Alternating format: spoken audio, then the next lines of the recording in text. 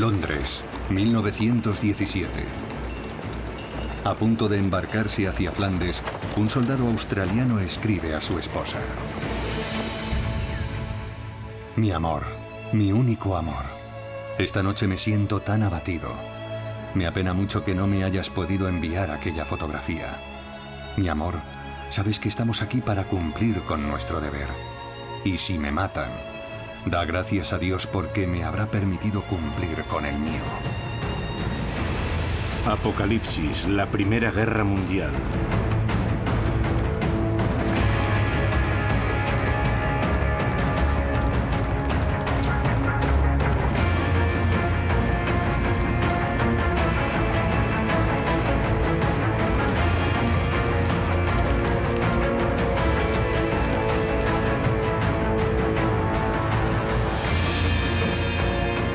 La guerra nace de la furia de los hombres.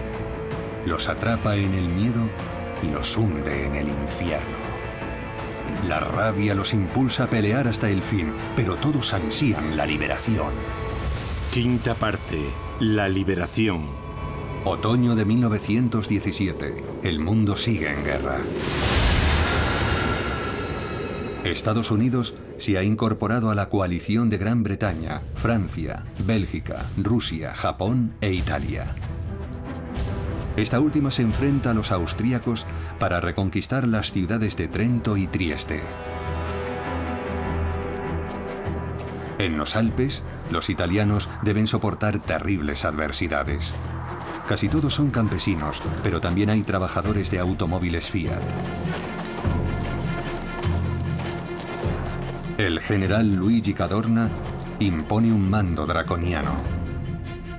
La disciplina militar es implacable. Solo para dar ejemplo y evitar las revueltas y deserciones, ordena fusilar a 750 soldados, un siniestro récord. Sus soldados realizan increíbles hazañas, como escalar montañas de más de 3.000 metros, transportando pesadas piezas de artillería.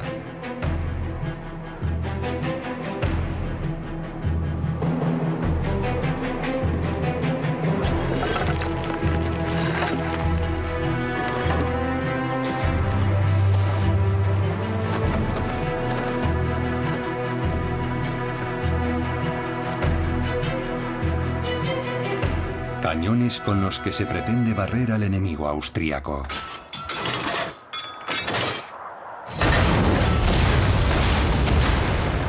Incluso en los Alpes se mantiene la habitual táctica de trincheras, defendidas por alambre de espino. Solo que aquí los hombres viven enterrados en el hielo.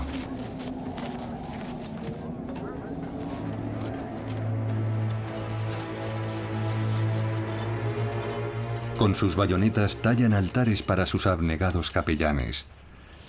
Y para glorificar a Dios, su protector y única esperanza.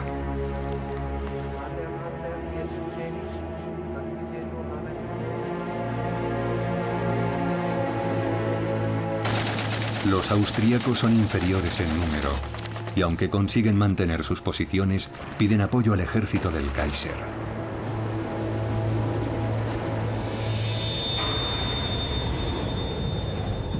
El 24 de octubre de 1917 llegan los refuerzos alemanes.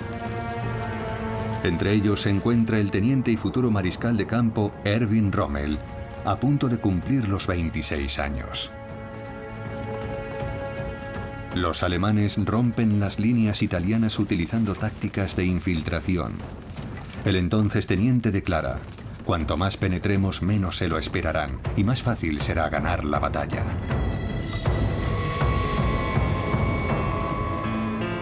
Rommel captura un gran número de prisioneros. Es el principio del fin del frente italiano. Tropas alemanas y austríacas descienden de las montañas y toman la ciudad de Caporetto. En menos de 10 días avanzan casi 100 kilómetros.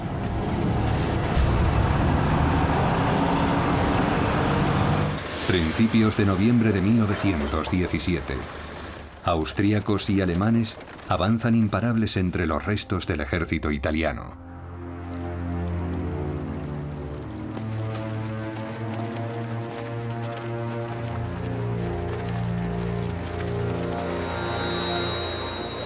275.000 soldados italianos se rinden.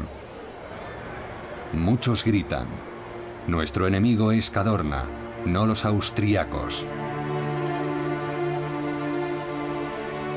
Este exclama: mi ejército se ha rebelado.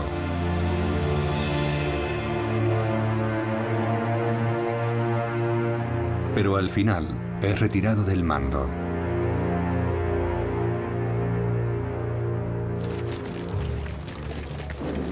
La masacre de Caporetto fue evocada en la novela Adiós a las armas, por Ernest Hemingway, que con tan solo 19 años sirvió como voluntario en una unidad italiana de ambulancias de campaña. Siempre me han confundido las palabras sagrado, glorioso y sacrificio. Aquí los sacrificios recordaban a los mataderos de Chicago, con la diferencia de que la carne solo servía para ser enterrada. Había palabras que no soportabas oír. Palabras abstractas como gloria, honor, valentía o santidad resultaban obscenas.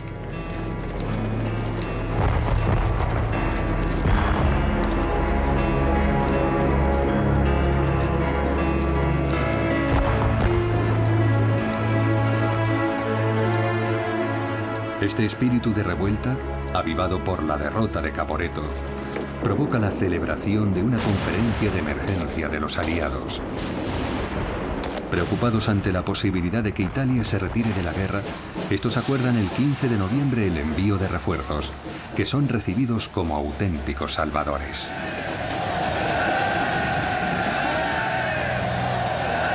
$100.000 soldados franceses y británicos, decididos a detener el avance enemigo hacia Venecia. Francia también envía un escuadrón de aviación. Sus pilotos disfrutan de este destino privilegiado.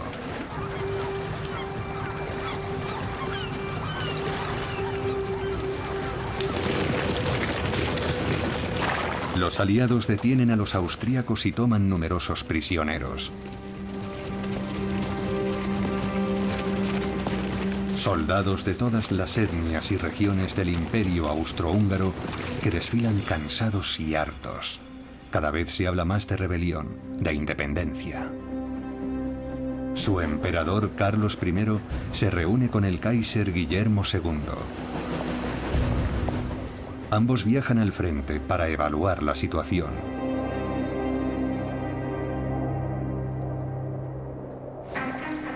Al emperador Carlos le preocupa cada vez más que se extienda una revuelta. Sigue mostrándose partidario de negociar la paz, pero el Kaiser sigue soñando con una victoria providencial. Guillermo II declara: cuando termine la guerra firmaremos un gran tratado con Francia y con el resto de Europa.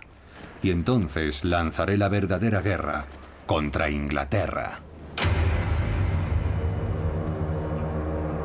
Pero para ello deberán alcanzar la victoria antes de que los estadounidenses estén plenamente operativos.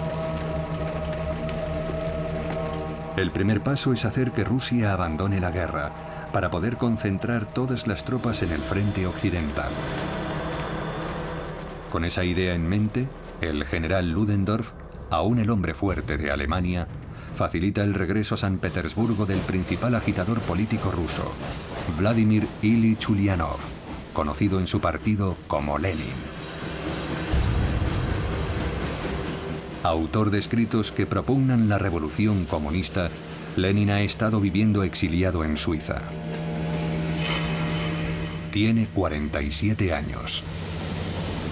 Los alemanes deciden financiar su viaje y a su propio partido, ya que a pesar de haber depuesto al zar, los comunistas siguen combatiendo en la guerra. Esta alianza antinatural no se debe a que Ludendorff apoye los objetivos de Lenin, sino a que éste ha declarado que sacará a Rusia de la guerra. El alemán afirma: Lenin derrocará a los patriotas rusos y entonces lo estrangularé, a él y a todos sus amigos.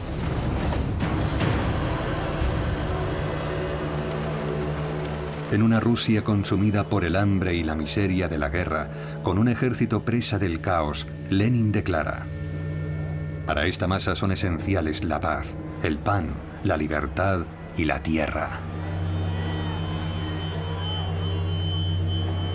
y acusa al gobierno provisional de Kerensky de prolongar la carnicería imperialista.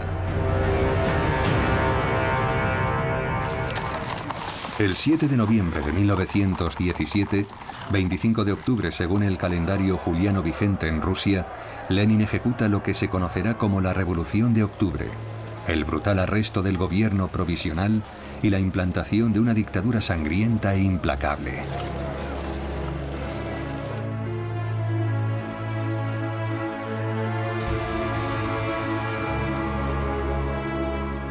Durante la Revolución de 1905, Lenin había escrito: "El terror es un instrumento de higiene social".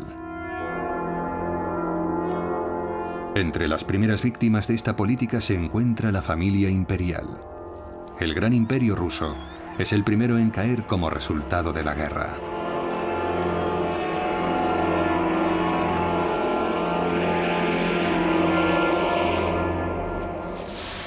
...15 de diciembre de 1917... Alemanes y rusos salen de las trincheras, cruzan las alambradas y se saludan como viejos amigos. El nuevo régimen comunista de Moscú ha firmado un armisticio e inicia las negociaciones para finalizar la guerra.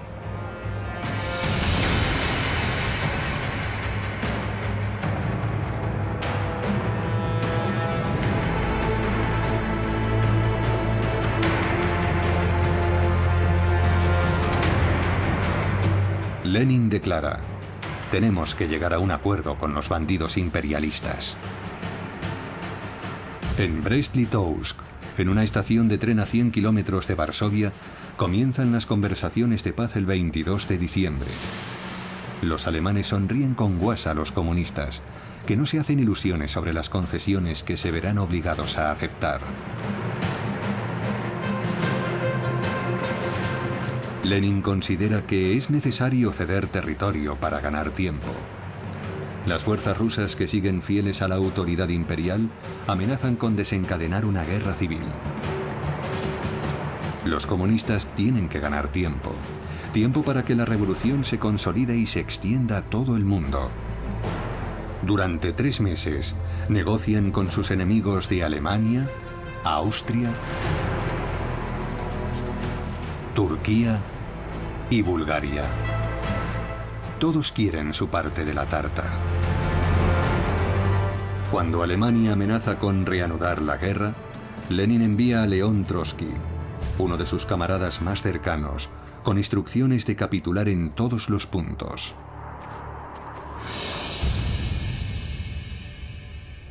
El Tratado de Paz se firma el 3 de marzo de 1918. Rusia pierde 1 millón de kilómetros cuadrados y 1/4 de su población, incluyendo a Polonia, que recupera su independencia, y a la propia Ucrania, que de inmediato declara la guerra a los bolcheviques. Ahora Ludendorff puede concentrar casi la totalidad de sus fuerzas en el frente occidental. Para Guillermo II, Hindenburg y Ludendorff todo parece posible. En marzo de 1918, una agotada y hambrienta Alemania reúne a 2 millones de soldados en el frente occidental. Los germanos poseen ahora la superioridad numérica. El alto mando consigue hacer realidad su sueño de 1914: aplastar a franceses y británicos con una serie de ofensivas a lo largo de todo el frente.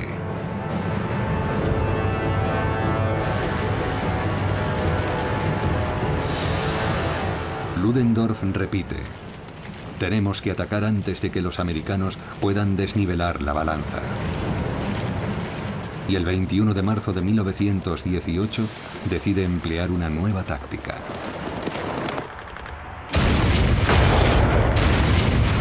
Tras varias descargas de artillería, sus tropas de asalto, siguiendo el ejemplo del joven Rommel en Caporetto, se infiltran en las líneas enemigas.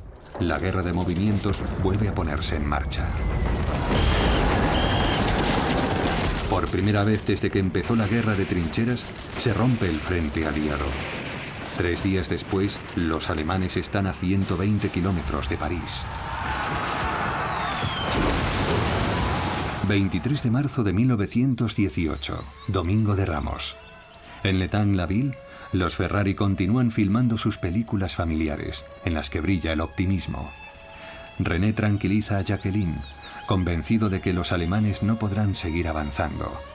En esta guerra, todo el mundo aporta su experta opinión.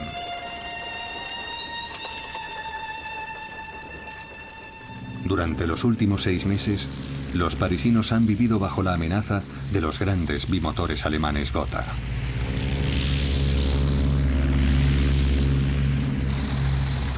Son los primeros superbombarderos y sustituyen a los cepelines que sembraron el terror en Londres y París.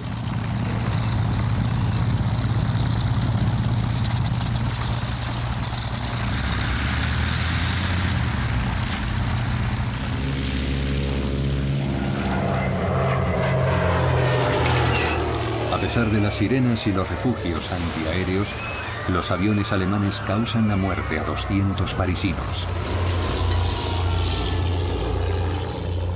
El ejército propone la construcción de un falso París a 25 kilómetros de la capital para engañar a los bombarderos enemigos.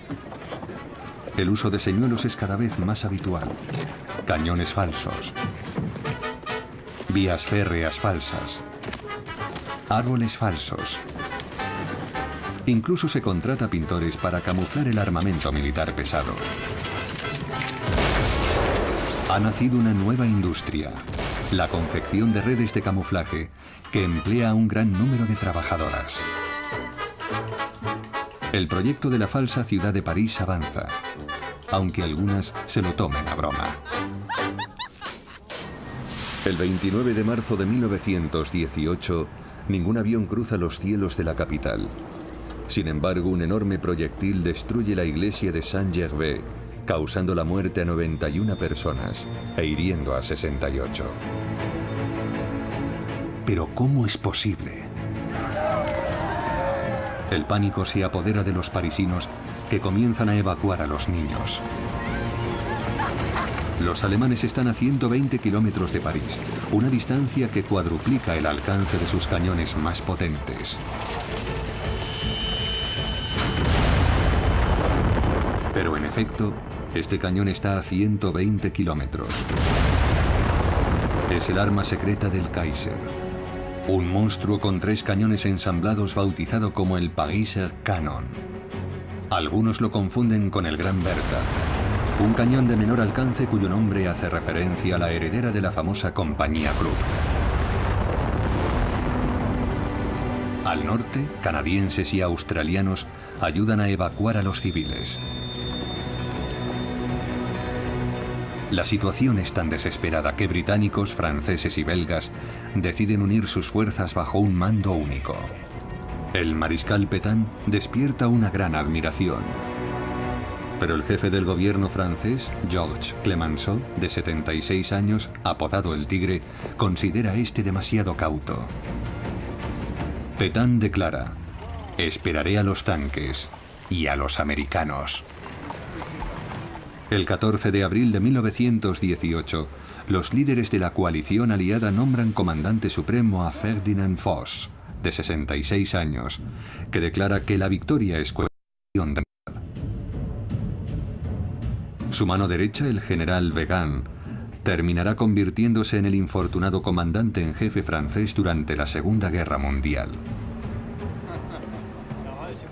Foch visita el cuartel general americano al este de París para pedir al general Pershing que envíe a todas sus tropas al frente, pero este se niega.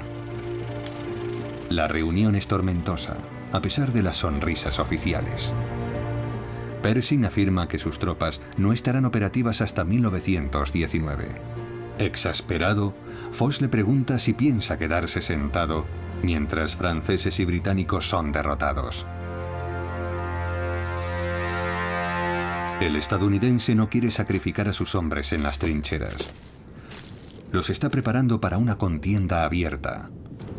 Una guerra de movimientos librada en amplios frentes y también en los cielos. El general William Mitchell está preparándose para bombardear Alemania y sus pilotos de guerra acaparan las primeras páginas. Sus hazañas, admiradas por grandes y pequeños, refuerzan la moral de la población.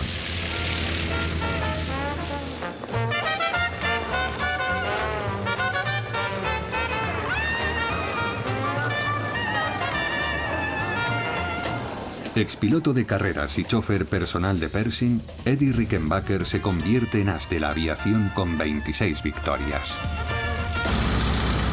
Un día declara: el valor es hacer lo que te da miedo hacer. Eddie sobrevive a terribles combates.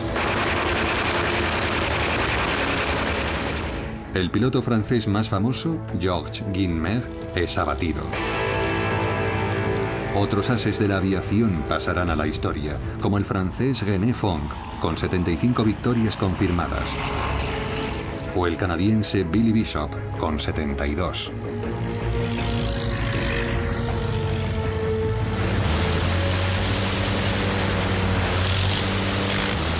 Su adversario más temido es Manfred von Richthofen, que llegará a acumular 80 victorias. El alemán es uno de los primeros en desvelar el oscuro significado de la gloria. Von Richthofen reconoce: un asesinato es un asesinato, incluso en tiempos de guerra. Su noble sangre prusiana y el color de su aeroplano le hacen merecedor de su apodo, el Barón Rojo. Su avión más emblemático fue el célebre Fokker, un veloz triplano de gran maniobrabilidad. Su escuadrón desarrolla una nueva táctica que él describe así: con mi avión rojo brillante hago de cebo. Vuelo muy bajo, mientras mis pilotos esperan arriba, listos para caer sobre cualquiera que intente atacarme.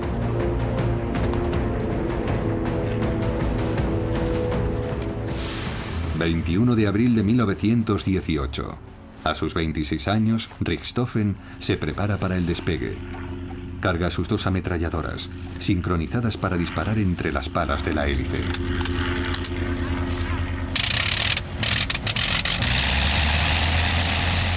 Al sobrevolar las líneas británicas perseguido por un caza enemigo, desciende demasiado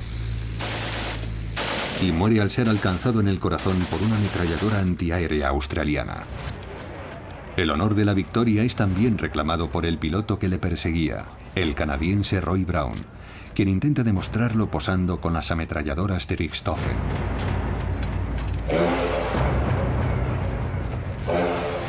Seis pilotos británicos portan el féretro del as alemán hasta la sección neozelandesa del cementerio.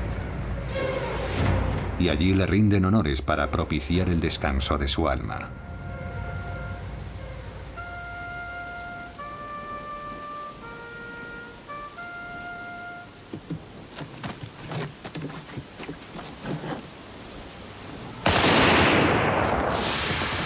La muerte del Barón Rojo es un duro golpe para la moral de las tropas alemanas, cuyo avance se ha estancado. Su aparato logístico no puede mantener el ritmo.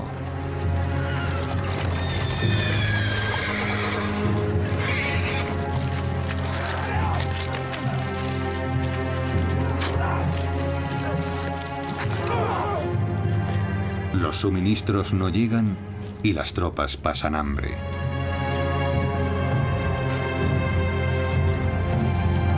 Muchos hombres dejan de pelear para ponerse a buscar la comida que pueda quedar en sus sectores, como en el Camino de las Damas, arrasado por los alemanes un año antes.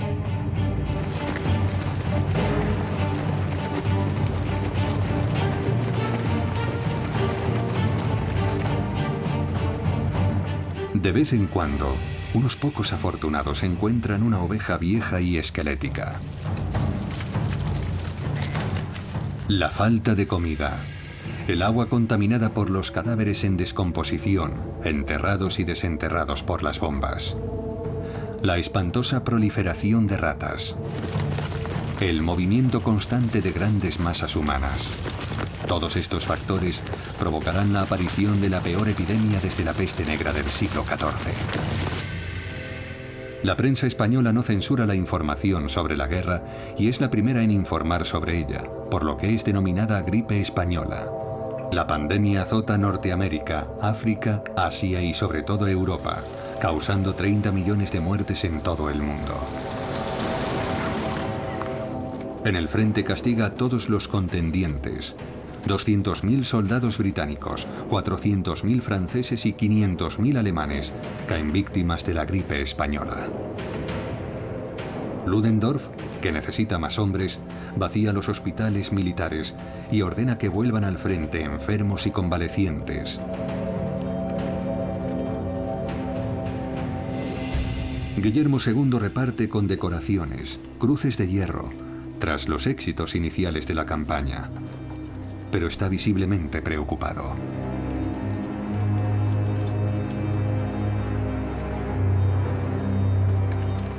Sus tropas aún no han conseguido romper las líneas enemigas y no tardarán en encontrarse bajo fuego pesado.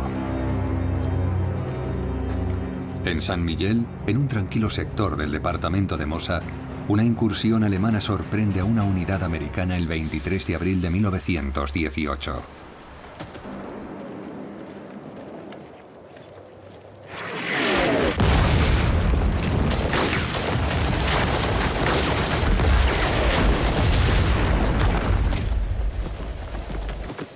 Los americanos pierden 650 hombres. Pershing está furioso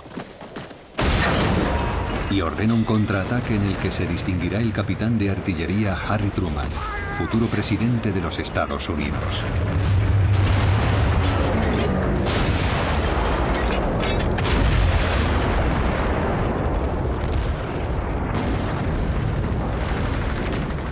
Demostrando su capacidad para combatir en este infierno, los americanos toman las trincheras alemanas.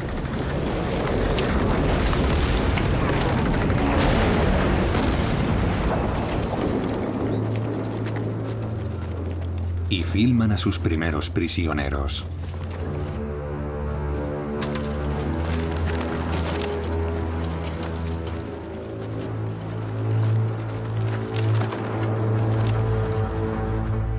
Pershing ha mantenido a sus soldados fuera de los regimientos combinados, pero no puede impedir que entren en combate para defender sus posiciones. Como aquí en el bosque de Belot, el 26 de junio de 1918. Los marines han detenido el avance alemán, pero a un precio terrible. El secretario de la Armada, Josephus Daniels, testigo de los combates, escribe al presidente Wilson: los marines pelearon siguiendo el método americano, en oleadas sucesivas, avanzando sobre sus compañeros caídos hasta caer hechos pedazos. En toda la historia del cuerpo nunca se libró una batalla igual, peleando día y noche sin dormir, a menudo sin agua y sin una comida caliente, pierden a 3/4 partes de sus compañías.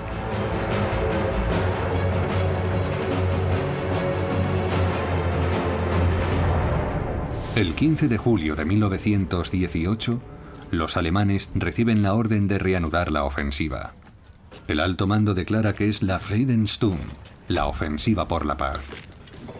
Pero hay alguien que lo crea.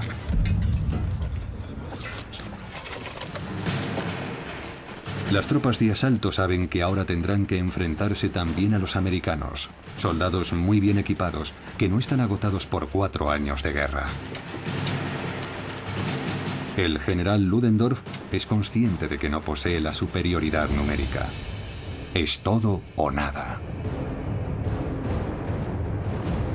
Y flanqueando Gans, lanza hacia París a 600.000 hombres, pertenecientes a sus últimas divisiones, hacia la segunda batalla del Marne. Los alemanes habían avanzado por estos mismos campos en agosto de 1914. Y de repente se topan con las tropas francesas.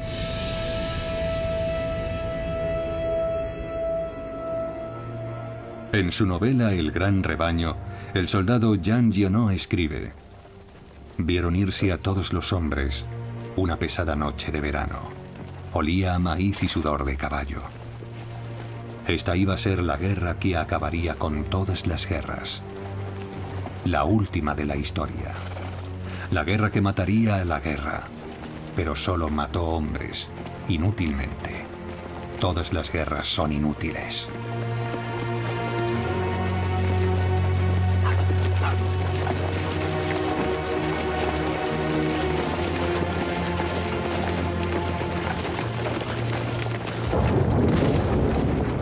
El mariscal Foch lanza una poderosa contraofensiva en la que participan 1 millón de hombres y 500 tanques.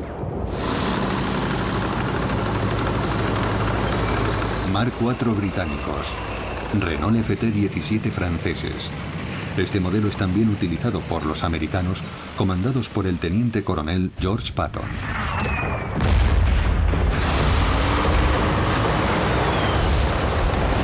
Una táctica de ataque por tierra y aire que será desarrollada en la siguiente guerra.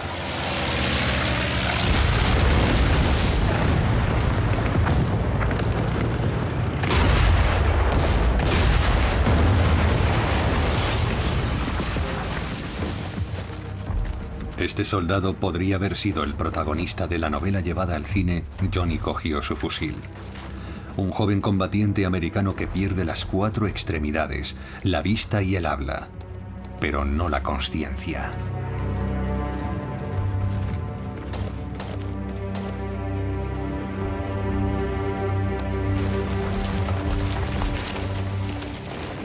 ...8 de agosto de 1918... Los blindados aliados arrollan al enemigo, casi a las puertas de París. Sin tanques ni tropas de reserva, el ejército alemán se derrumba. Pierde 150.000 hombres, de los cuales 40.000 caen prisioneros. Ludendorff lo calificará como el día más negro del ejército alemán. Su ofensiva por la paz ha fracasado, pero debe intentar retrasar todo lo posible el avance aliado hacia la frontera alemana. Los grandes imperios se tambalean. Austria-Hungría se prepara para resistir una nueva ofensiva. Tropas de Francia, Gran Bretaña, Italia, Serbia y Grecia parten de Salónica para reconquistar los Balcanes. El Imperio Otomano también se encuentra amenazado por los británicos que avanzan hacia Damasco. Ayudados por tribus árabes, estos completan la conquista de Palestina, hasta entonces bajo el dominio de los turcos. El 30 de septiembre de 1918, los guerreros árabes entran en Damasco. Luchan a las órdenes del emir Faisal, hijo de Hussein, príncipe de la Meca. Faisal, de 33 años, debe la victoria a su valentía y también a su misterioso consejero, Thomas Edward Lawrence. Un astuto y singular agente de inteligencia británico cuya misión era fomentar una revuelta árabe contra los turcos, proporcionándoles dinero, armas y promesas. Lawrence tiene 30 años, habla árabe y ha adoptado la vestimenta tribal para no llamar la atención entre los beduinos. Más adelante escribirá: el uniforme británico era abominable para montar en camello o sentarse en el suelo. El atuendo árabe era más limpio y más decente. Lawrence ama el desierto con pasión y se ha convertido en un líder guerrillero. En su libro Los 7 pilares de la sabiduría escribe: al árabe no le impresiona mucho la fuerza, respeta más la habilidad, que a menudo posee en un grado envidiable, pero ante todo respeta la rectitud y la sinceridad.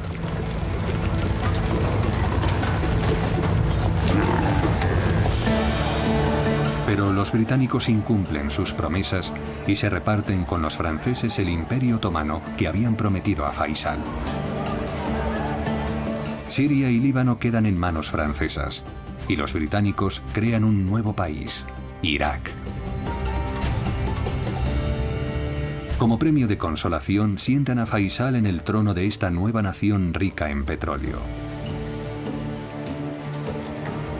Pero este nunca podrá perdonar al hoy legendario Lawrence de Arabia por haber incumplido su promesa de ayudarle a recuperar el reino de sus antepasados, que en el siglo VIII habían conquistado buena parte del mundo en nombre del Islam.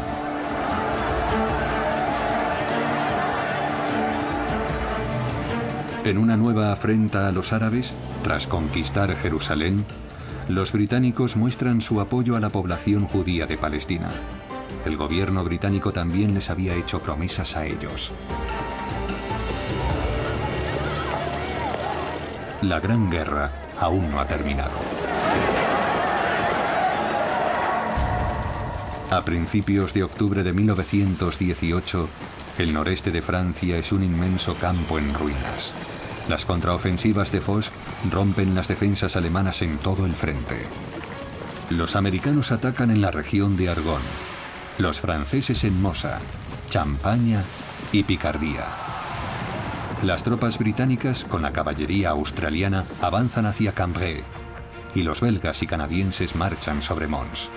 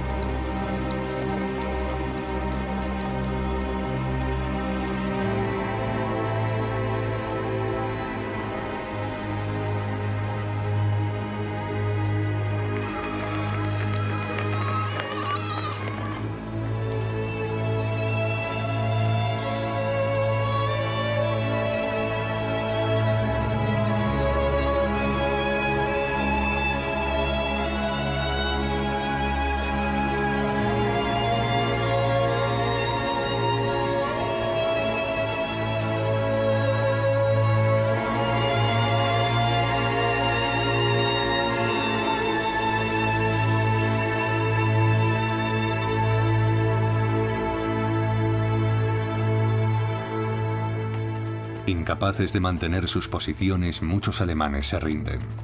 Sus jefes siguen proclamando que la derrota es inaceptable, pero muchos son demasiado jóvenes para seguir peleando.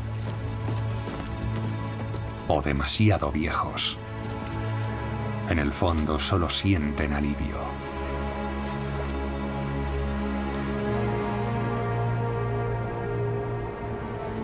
El campo de batalla ya no necesita más propaganda. Los equipos de filmación vuelven a Alemania a filmar la revolución. Los marinos se amotinan y los consejos obreros controlan las ciudades. Ludendorff siente cómo el poder se le escapa de las manos. En privado habla de armisticio, pero en público sigue defendiendo los logros del ejército. El 25 de octubre de 1918 lanza una proclama. Para nosotros, como soldados, la rendición es inadmisible. Debemos resistir con todas nuestras fuerzas. Este es el origen del mito de la puñalada por la espalda, sostenido por Ludendorff y después por Hitler, según el cual su ejército no fue derrotado por el enemigo, sino por los políticos. Un nuevo gobierno controlado por los socialistas quita el mando a Ludendorff, que huye a Suecia. El 29 de octubre de 1918, Guillermo II viaja a Spa, a su cuartel general belga, para asegurarse de que el ejército sigue apoyándole. Pero en Berlín, el nuevo gobierno le exige la abdicación. Nadie, y mucho menos el presidente Wilson, querrá negociar con uno de los principales instigadores de la guerra. El 9 de noviembre de 1918 el Kaiser abdica y se refugia en los Países Bajos.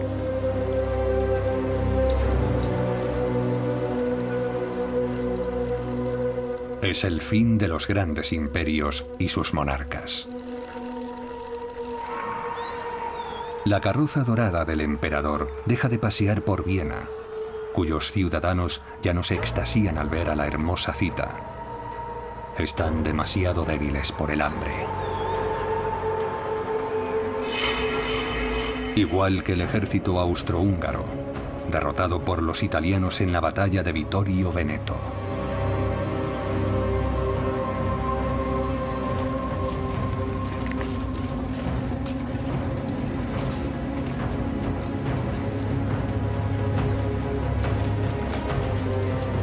El gran imperio austrohúngaro se hunde, como lo hiciera meses antes su mayor buque de guerra, el Szent István, un acorazado de 20.000 toneladas torpedeado por los italianos.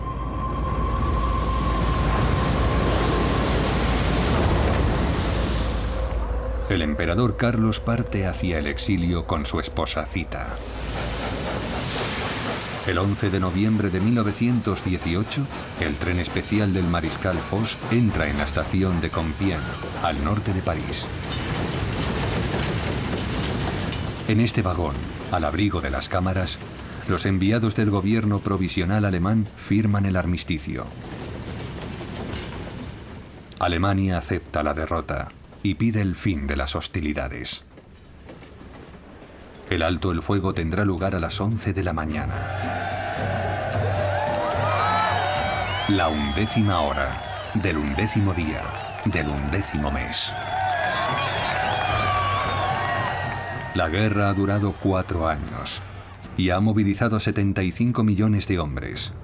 10 millones de soldados han muerto, entre ellos 7.000 portugueses, 13.000 belgas, 90.000 búlgaros, 120.000 americanos, 130.000 serbios, 200.000 rumanos, 350.000 turcos, 450.000 italianos, 900.000 soldados del Imperio Británico, de Canadá, Terranova, Australia, Nueva Zelanda, la India y Sudáfrica, 1.200.000 austrohúngaros, 1.400.000 de Francia y sus colonias, Senegal, Argelia, Túnez, Marruecos, 1.700.000 alemanes, 1.800.000 rusos.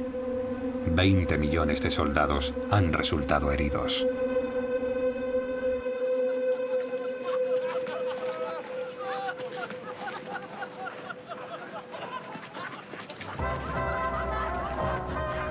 $8 millones de civiles han fallecido.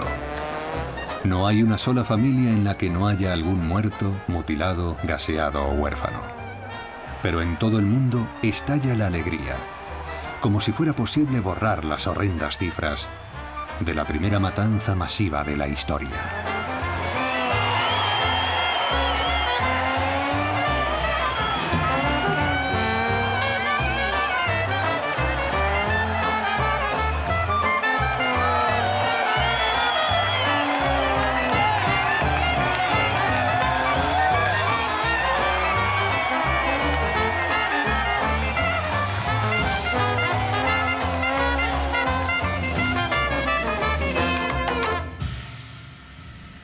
La memoria de la guerra toma forma en incontables monumentos, en los que heroicos soldados marchan hacia el sacrificio y la gloria. En ellos nunca aparece un pelotón de fusilamiento o la represión impuesta a desertores y rebeldes. A pesar de la carnicería sufrida, siempre intentan convencernos de que es correcto matar y morir por la patria.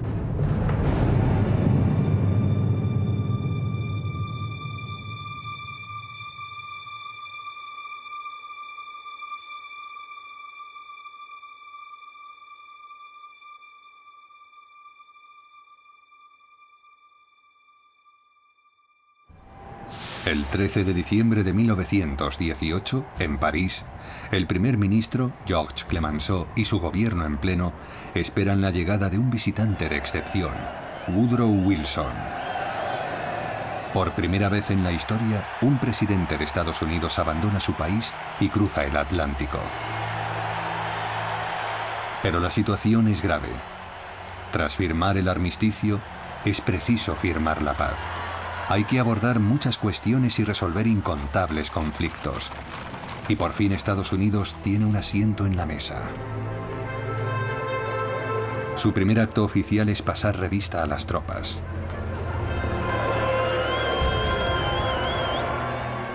Allí confiesa a Pershing: no estoy seguro de que todo el mundo se alegre de verme. Wilson es consciente de que su país se ha convertido en una figura dominante en el escenario internacional.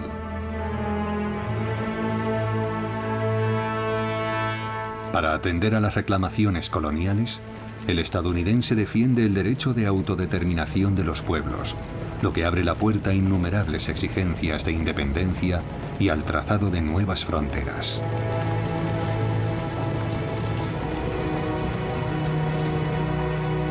Su segundo acto oficial es viajar a Reims para contemplar los terribles daños sufridos por su catedral.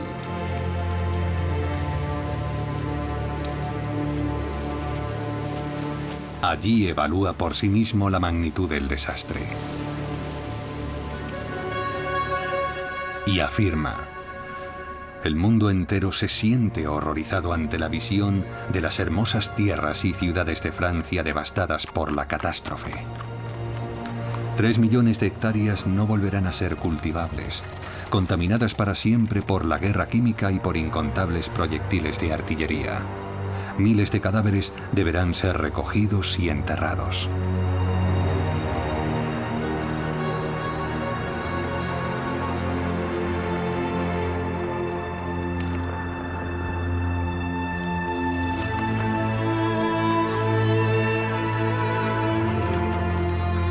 Los refugiados solo quieren volver a sus casas, pero cientos de pueblos han sido borrados del mapa.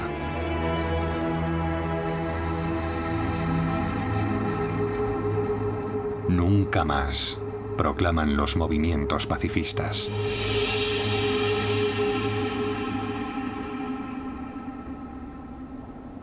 Estadounidenses, franceses y británicos plantean la idea de un organismo internacional que trabaje para evitar futuras guerras: la Sociedad de Naciones.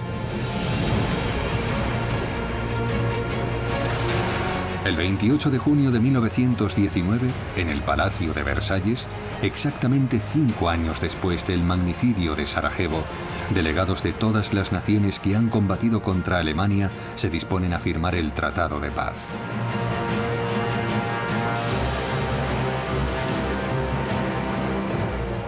El famoso Salón de los Espejos, en el que Guillermo I fuera coronado emperador de Alemania tras derrotar a Francia en 1871, es el escenario elegido. En este marco cargado de simbolismo, los representantes alemanes deben firmar el tratado de paz que les imponen los vencedores. En lo que Hitler llamará años después el Diktat, los aliados se reparten las colonias alemanas e imponen duras reparaciones de guerra.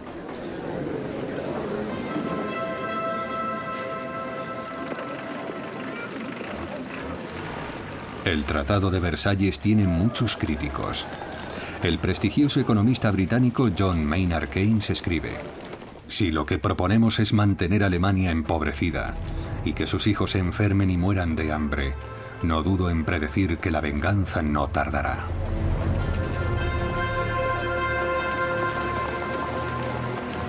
Para Clemenceau, lo importante es que Francia recupere Alsacia y Lorena y las minas de carbón de la cuenca del Saar. Austria-Hungría desaparece, permitiendo la expansión de Italia y la creación de nuevos países entre 1919 y 1922. Alemania queda dividida por el corredor polaco, que facilita a Polonia un acceso al mar. Excluida del tratado y tras una sangrienta guerra civil, Rusia se convierte en la Unión de Repúblicas Socialistas Soviéticas. Wilson regresa a Estados Unidos. Su pueblo está en contra del tratado y el Congreso no lo ratifica. Philander Knox, senador por Pensilvania, declara: señor presidente, estoy convencido, tras reflexionar concienzudamente, de que este tratado no traerá la paz, sino la guerra. Una guerra aún más terrible y devastadora que la que acabamos de cerrar. El Reino Unido es el único gran imperio que ha sobrevivido. El rey Jorge V, su primer ministro Lloyd George y el mariscal Ferdinand Foch posan como vencedores. Pero hay división entre ellos. La prioridad de los británicos es evitar una nueva guerra, mientras que a ojos de los franceses, Alemania debe ser castigada. Ataviado con el uniforme de su padre y caracterizado como un soldado francés, Pierre Ferrari, ya con 18 años, se niega a estrechar la mano de su hermano, que interpreta a un alemán. Toda una generación de niños alemanes crecerá humillada y soñando con la venganza. Apocalipsis, la Primera Guerra Mundial.